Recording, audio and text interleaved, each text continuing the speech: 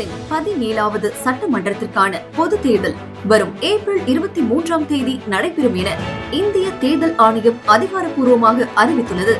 இதனைத் தொடர்ந்து தமிழகம் முழுவதும் தேர்தல் நடத்தை விதிகள் உடனடியாக அமலுக்கு வந்துள்ளன. அரசு நிர்வாகத்தின் முழு பொறுப்பும் இனி தேர்தல் ஆணையத்தின் கட்டுப்பாட்டிற்குள் கொண்டு வரப்படுகிறது. மிக முக்கியமான பிரச்சனைகள் ஏற்பட்டால் மட்டுமே அமைச்சர்கள் அதிகாரிகளுடன் ஆலோசிக்க முடியும்.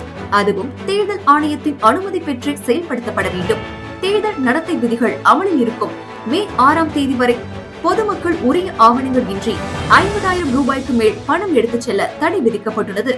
மீறினால் பறக்கும் படையினரால் அந்த தொகை பறிமுதல் செய்யப்படும்.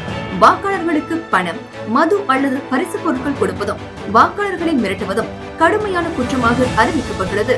அதேபோல் தனிநபர் நிலம் அல்லது கட்டிடங்களை உரிமையாளர்களின் அனுமதியின்றி தேர்தல் விளம்பரங்களுக்கு பயன்படுத்தக்கூடாது.